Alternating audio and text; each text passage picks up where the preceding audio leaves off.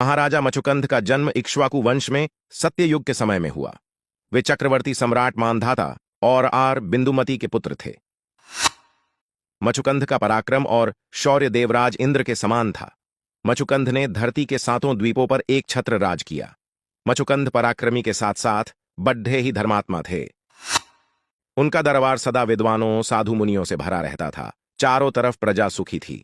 हवा पानी जमीन सब पर उस समय उनका हुक्म चलता था। उन्होंने 1000 अश्वमेघ यज्ञ किए थे। तीनों लोकों में मचुकंद के समान उस समय कोई भी शूरवीर न था। उस समय हमारी धरती से हजारों प्रकाश वर्ष दूर देवसुर संग्राम चल रहा था। देवताओं के पास असुरों की संगठित सेना से लड़ने के लिए योग्य सेनापति का अभाव था। देवगुरु बृहस्पति ने देवताओं को अपना सेनापति धरती के तत्कालीन सम्राट मचुकंद को नियुक्त करने की युक्ति दी, क्योंकि वे पराक्रम और शूरवीरता में देवताओं के बराबर थे। इसलिए देवता अपने दिव्य विमानों पर बैठकर मचुकंद के दरबार में सहायता की आशा से आए। देवताओं की प्रार्थना पर मचुकंद ने देवताओं का सेनापति नियुक्त होना स्वीकार किया और धरती से स्वर्ग की ओर देवताओं के दिव्य विमानों पर रवाना हो गए। मचुकंद के नेतृत्व में देवताओं की सेना ने असुरों के छक्के छुड़वा दिए। इतने वक्त में दूसरी ओर अब भगवान कार्तिकेय ने देवताओं का स्थायी सेनापति बनना स्वीकार कर दिया था। अब देवताओं ने मचुकंद को अब विश्राम करने को कहा, पर मचुकंद को इतने समय में अपने बच्चों पत्नी परिवार तथा राज्य की याद और चिंता होने लगी। उन्होंने देवराज इंद्र से वापस धरती पर जाने की इच्छा व्यक्त की। इस पर देवराज इंद्र ने कहा, महाराज, इस लोक के आवागमन में लगने वाले समय तक धरती पर 2 युग बीत गए हैं।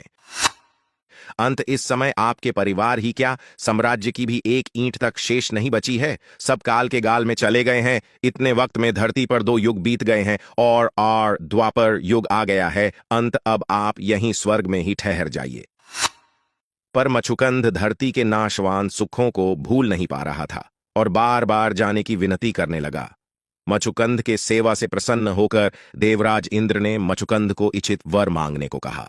मचुकंद देवासुर संग्राम के दौरान बहुत थक गए थे, साथ ही भी सोए भी नहीं थे। विघ्न रहित निद्रा का वर मांगा।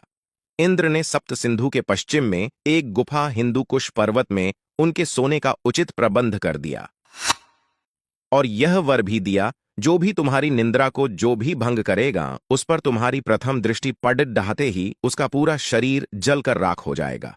अब तुम वहीं पर जाकर विश्राम करो। भगवान श्री कृष्ण देवयोग से सब कुछ जानते थे।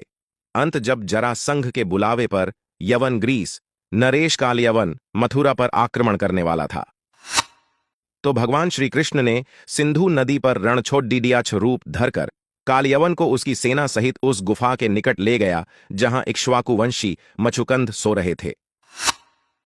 भगवान श्री कृष्ण ने बड्ड ही सावधानी से अपना पीतांबर वस्त्र उतारकर सोए हुए मचुकंद के ऊपर ओढ़ दिया तथा स्वयं गुफा के एक किनारे में चुप गए।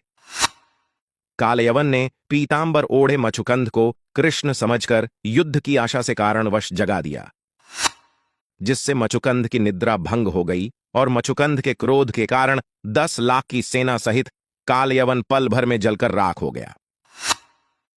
यह सब घट जाने के बाद भगवान कृष्ण मचुकंद के सामने आए और मचुकंद को अपना छंदम रूप त्याग कर चतुर्भुज रूप का दर्शन दिया। मचुकंद जानते थे कि यही श्री कृष्ण अनादि ब्रह्म है। उचित अवसर जानकर भगवान से उनकी असीम भक्ति का वर मांगा। भगवान ने तथास्तु कहा और मथुरा की ओर रवाना हो गए। भगवान के चले जाने पर जब मचुकंद गुफा से बाहर निकल तो उसने देखा कि द्वापर युग में अब आदमी एक हाथ से लंबे नहीं रह गए हैं।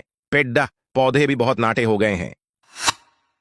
अब इस धरती को अपने अयोग्य समझकर अनंत परमेश्वर नारायण के ध्यान में चित्त लगाकर सह शरीर उन्हीं में लीन हो गए। इस प्रसंग से झांत होता है कि सत्य युग में आदमी की लंबाई पशु पक्षी पेड़ पौधे बहुत ही लंबे होते थे। यह भी झांत होता है कि उस युग में धरती का मानव ने अपने अंदर ऐसी शक्तियां विकसित कर दी थीं कि वह सह शरीर धरती से दूसरे लोकों में जाया करता था और वहां के वातावरण में ढल जाया करता था। यह भी झांत होता है कि स्वर्ग धरती का हिस्सा ना होकर लाखों प्रकाश वर्ष दूर कोई दिव्य लोक है, जिस तक के आवागमन से ही धरती पर लाखों वर्ष बीत जाते हैं। जैसा मछुकंद के साथ हुआ।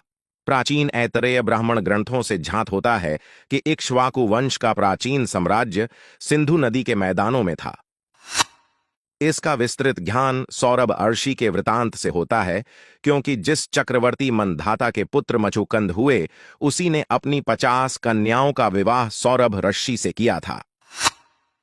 पर बाद में अकाल के कारण सिंधु क्षेत्र से इक्ष्वाकु राजाओं ने राजधानी बदलकर इक्ष्वाकु वंशी राजा भागीरथी द्वारा गंगा को स्वर्ग से लाने के बाद गंगा के मैदानों कौशल में कर दी थी।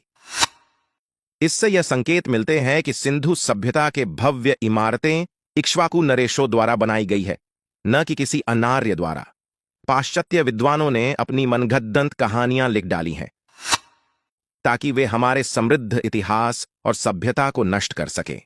वर्तमान वैज्ञानिक प्रमाणों से यह सिद्ध हो चुका है कि सिंधु सभ्यता 2000 बीसी के बजाय 7500 बीसी या उससे भी पुरानी है। एक अन्य प्रसंग भी सामने आता है कि भारत पर हमला करने वाला पहला विदेशी सिकंदर ने होकर कालयवन थे, पर हमें इतिहास में पढ़ाया जाता है कि पहला विदेशी हमला सिकंदर द्वारा किया गया था। हालांकि ये सभी शोध के विषय हैं।